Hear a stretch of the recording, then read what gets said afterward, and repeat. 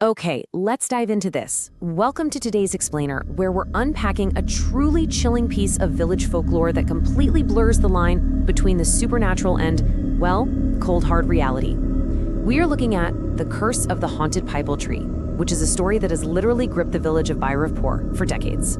So go ahead and dim the lights, settle in, and get ready for a story of terrifying encounters, dark secrets, and some seriously long-awaited justice. I want you to really think about this for a second. Would you ever challenge a local curse and walk down an abandoned path at midnight? It taps right into our most basic survival instincts, doesn't it? I mean, every culture has that one place, that one shadowy corner of the map that everyone just collectively agrees to avoid after dark. In Bhairavpur, staying away from this spot was basically an undeniable rule of survival. But as we all know, where there's deeply ingrained fear, there is almost always a group of people looking to test it. Part 1, The Legend of the Tree. Picture this, an ancient, completely isolated pipal tree sitting right on the very edge of the village. The source material describes its twisted branches as looking like giant claws reaching up into the darkness. Just imagine that terrifying silhouette against a cloudy night sky. For decades, the second sunset approached, the road running right next to this tree would just fall completely silent. Absolutely no one dared to walk past it. The deep-rooted belief was that anyone who challenged the spirit living beneath those massive, gnarled branches would never, ever return the same. It was a sight of absolute paralyzing dread. Part 2, The Midnight Encounter. But hey, every legend eventually meets its skeptics, right? Enter Rahul, Mohan, Suresh, and Karan. These four adventurous friends were infamous around town for just laughing at ghost stories. They looked at the village's deep-seated fear of this tree as nothing more than primitive superstition. So, armed with flashlights, cameras, and a pretty heavy dose of sheer arrogance, they decided they were going to prove everyone wrong. They marched onto that abandoned dirt path just before midnight. The sky was cloudy, these strange, eerie whispers were already floating through the cold night air, but our skeptics, they just laughed it all off and blamed the wind. And then the ultimate mistake is made. Rahul literally smirks into the darkness and shouts out into the void, "If there's a ghost here, come out." It is just a classic, fatal moment of human arrogance trying to command the unknown. The environment's reaction is immediate. First, the forest instantly falls silent. Second, every single insect just stops chirping. And then, this freezing wind sweeps across the road. You can practically feel the tension. It goes from this boisterous, laughing group of young guys to an agonizing, dead silence. It's like nature itself just recoiled. And in that freezing, completely silent void, something finally answers Rahul's challenge. A woman slowly appears right beneath the ancient tree. She's wearing this old, mud-stained white sari. Her long black hair completely covers her face, and her bare feet, they are literally hovering mere inches above the ground. When she finally lifts her head, the friends are met with these glowing white eyes that just send pure, unadulterated fear straight through them. They try to run, of course they do, but their survival instincts are completely overridden by this paralyzing dread. Their legs just refuse to move.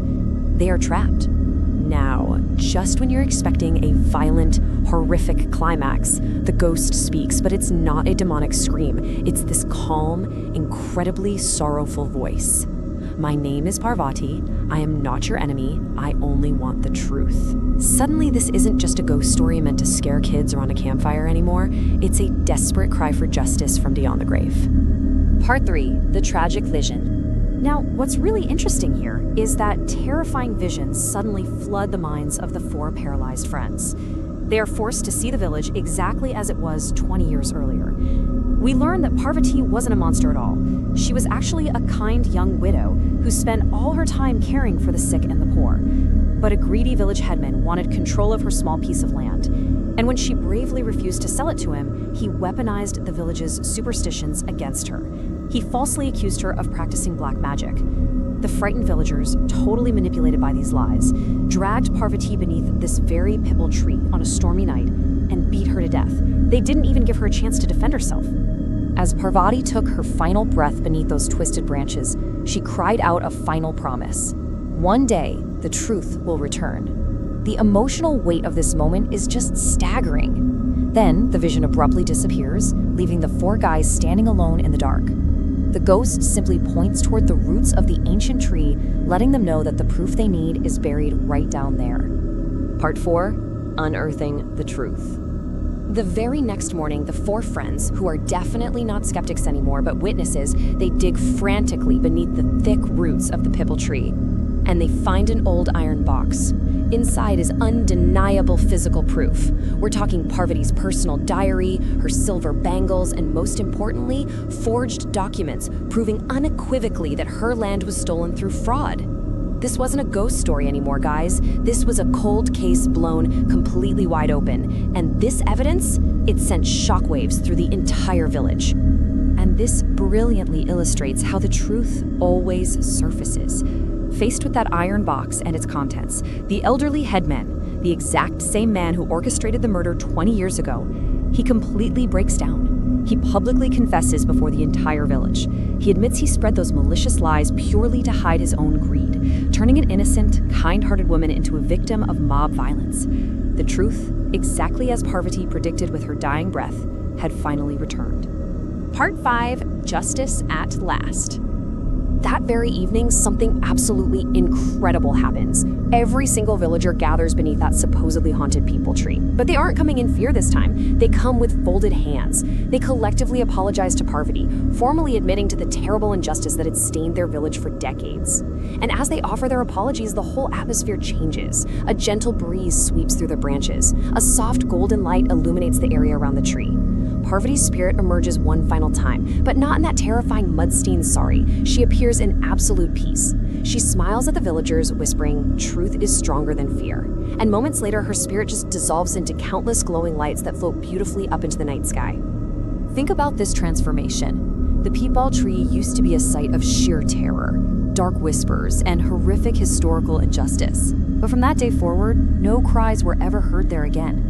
Today, the legend tells us it's actually a place of peace.